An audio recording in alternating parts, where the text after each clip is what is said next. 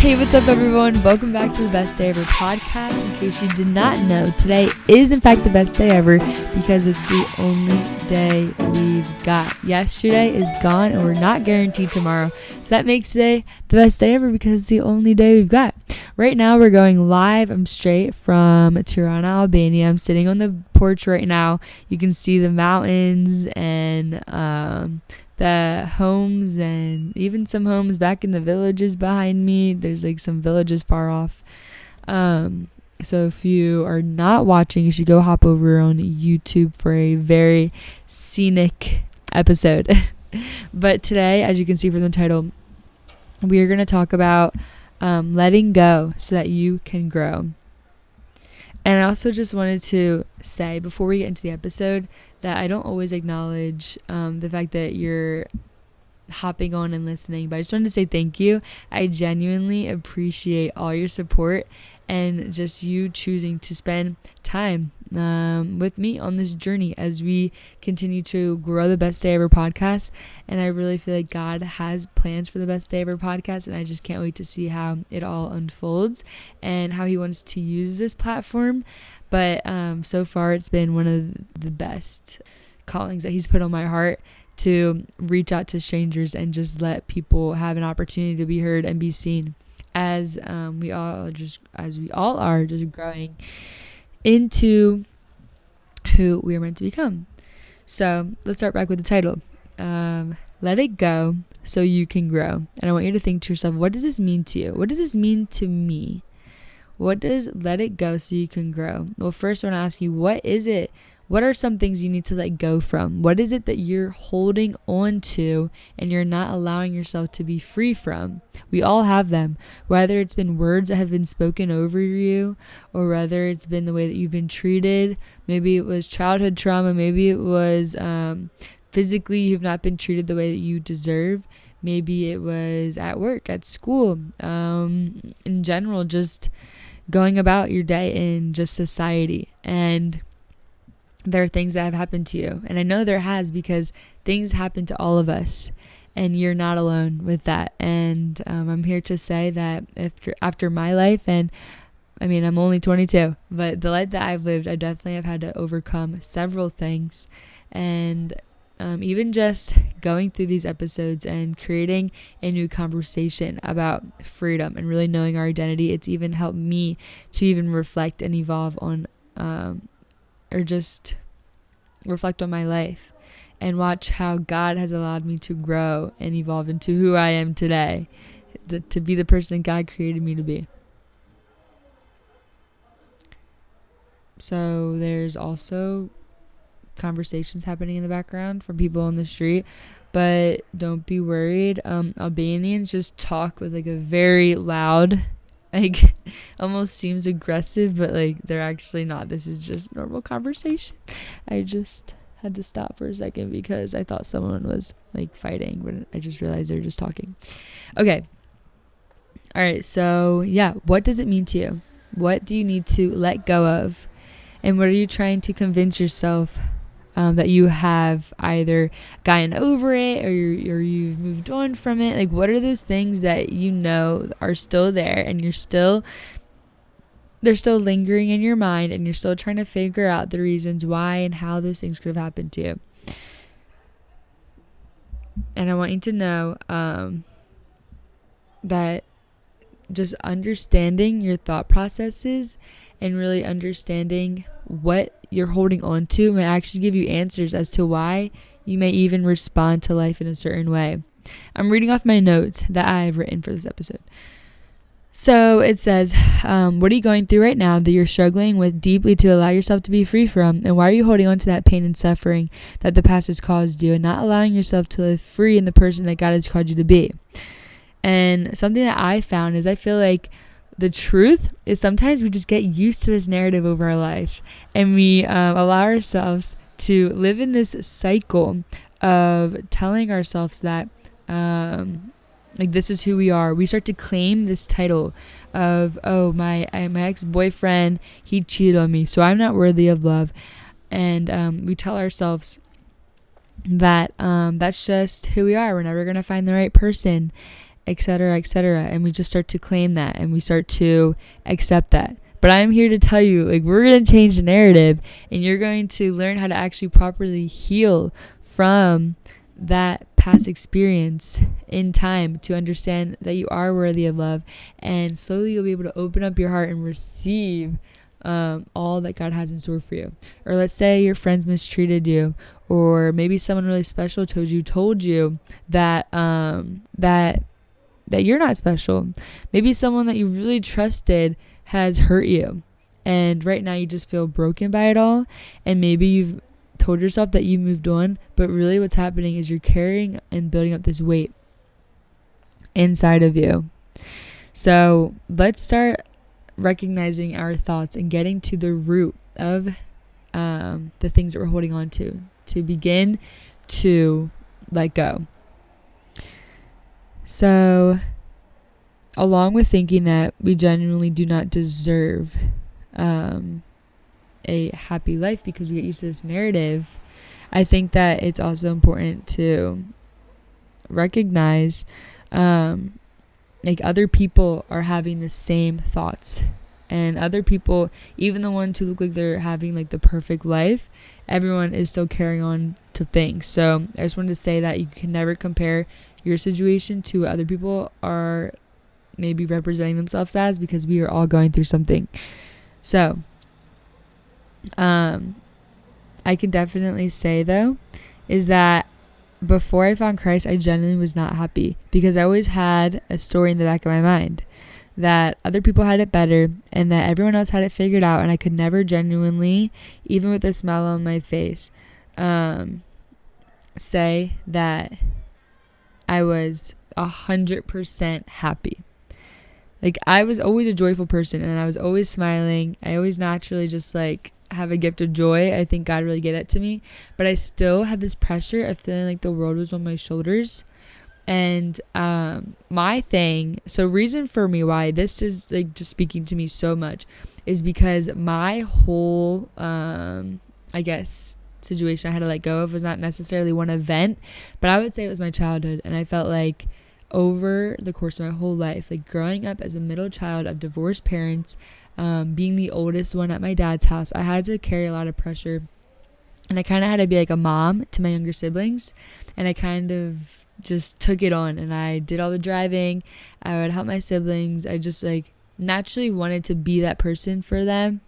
Like our mom and dad, like they're both in the picture and they're both so loving and supportive, but I don't know, I just kind of stepped up as like another motherly figure in my life, and like for my siblings. And so for me, it wasn't necessarily one event I had to get over, but it was just the fact of that put a lot of pressure, and I felt like I never had the opportunity to be a kid. And I felt like since my parents separated at 5 years old, I had to be almost like a young adult since then.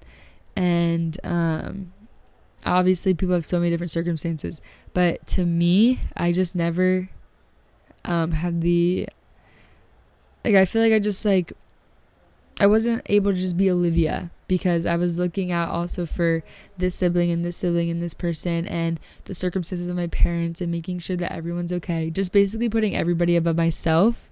And I remember one time I was going on a family trip, and I was like 19 or something, 18 or 19. And I was just sitting in the back seat. And I don't know why, but I just felt like I was finally able to relax, because all my siblings had been older. Like the youngest one is 16 at that point. So I felt like for the first time in my life, because we were like going with my dad's girlfriend, and so because there was just like two parents together, I felt like for the first time I could just lay down in the back seat, put my headphones in, and be a kid, instead of having to be up there in the front seat helping my dad navigate, do the directions, just like being like another person in charge. Like I think that's what it was. I always felt like I had to be like another person in charge, another person leading whatever was going on.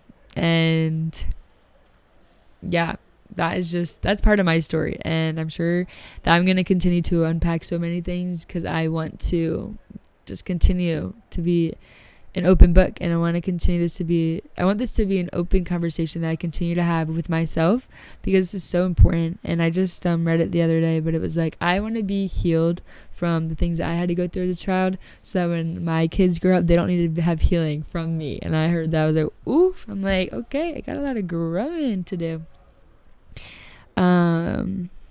So I would just say that I had to learn how to let go of the things of my life growing up and the responsibilities I had to have, and I had to accept that that's just like not actually the role I have to play anymore. And that was really hard to get out of this character for my family, like just get out of this role. And I just had to be Olivia.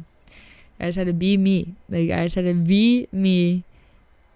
And slowly, it was honestly hard to process a lot that I went through. But slowly I found my peace and found my joy in Christ. And that's what I wanted to say next, is that before I knew Christ, I felt like the whole world was on my shoulders, but everything changed when I accepted Christ into my life, and I allowed him to be the author of my story. And if you don't know Jesus, well, I'll tell you right now, you have another best friend, and that is Jesus. He is your best friend, and he desires to be that person, that person you can trust at all times. There's a verse, Matthew 11:28, and it says, come to me, all you who are weary and burdened, and I will bring you rest. And I feel like we hear this all the time, especially at church, or when you're going through a missions week. Just come to me, all you who are weary and burdened, and I will bring you rest. And maybe that is true. Like maybe you're genuinely tired and you want rest. But the best way that I could put this into a picture is that imagine you are a child who was on the playground and you just got a huge scrape on your arms because you just fell off the monkey bars. And so you run over to your mom, and she's there with arms open wide as you're bawling your eyes out. And she just grabs you and she holds you tight and gives you a kiss on the forehead. Maybe even has some band-aids of your favorite cartoon character, and takes care of all your needs without you even having to ask. All you had to do was run to your mother, and she took care of the rest. And I just love this image of Jesus, that no matter what I'm going through, no matter what I'm carrying, no matter what burdens I have, I can run to Jesus out of my own free will. I can run to the perfect Father, and he will take care of me and everything that I'm going through. And he doesn't just hold me tight, and he doesn't just give me, like maybe I can't feel like physical kisses and physical hugs, but he does meet my needs beyond what anyone on earth could do. And you want to know how? It's because he promised me. He promises me, or he gives me promises of the future.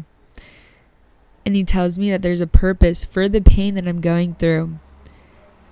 And that everything that I am experiencing will build to the testimony that someone else is going to be going through one day.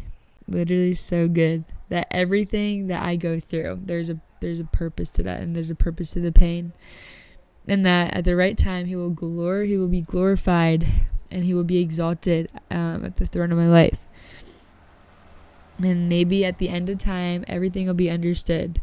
But the best part is I don't even have to actually understand the reason why. I just have to know that I'm able to go to him with everything I'm going through.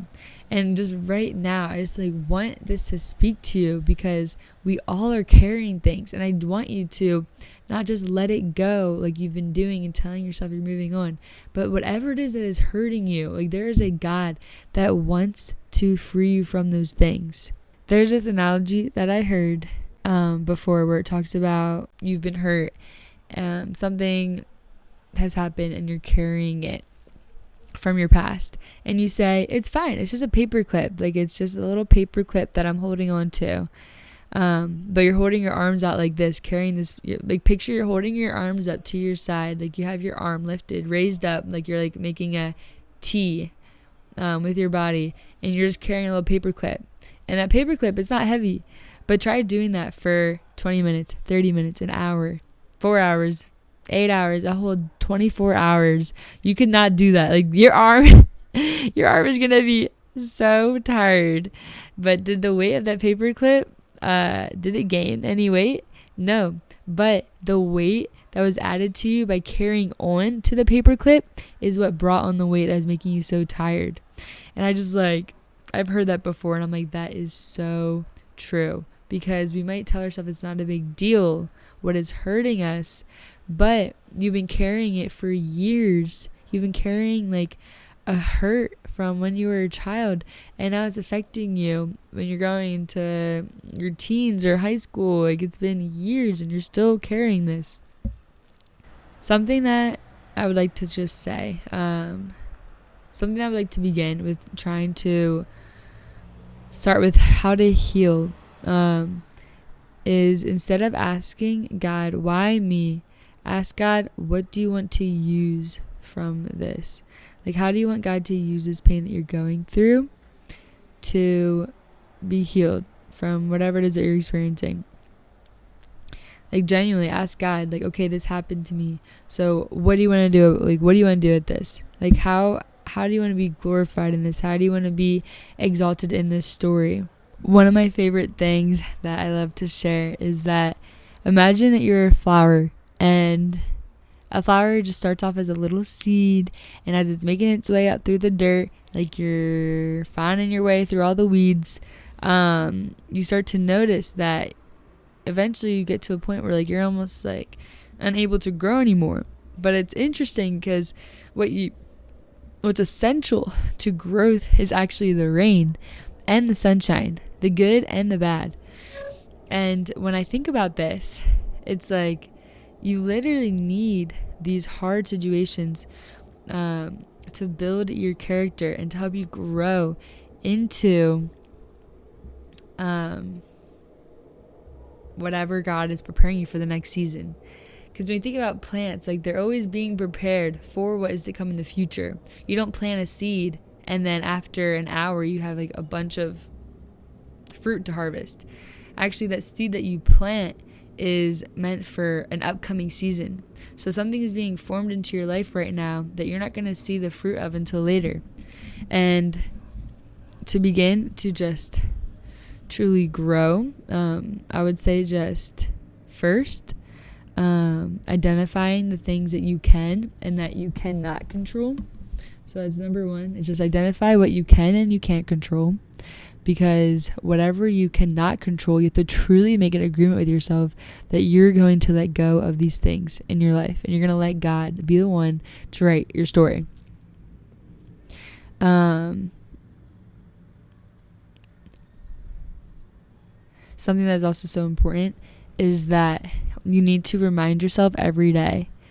Repeating just a motto. It could be really simple. You could just have a motto to yourself, just saying and repeating to yourself, let go, let God, let go, let God, and surrender everything that you are wanting to be in control of what you can't, and just tell yourself, let go, let God. Like literally just having that in your mind. Thank you so much for being here. Thank you so much for being on the podcast. This was great. I hope to see you guys again next Wednesday. I'll catch you guys.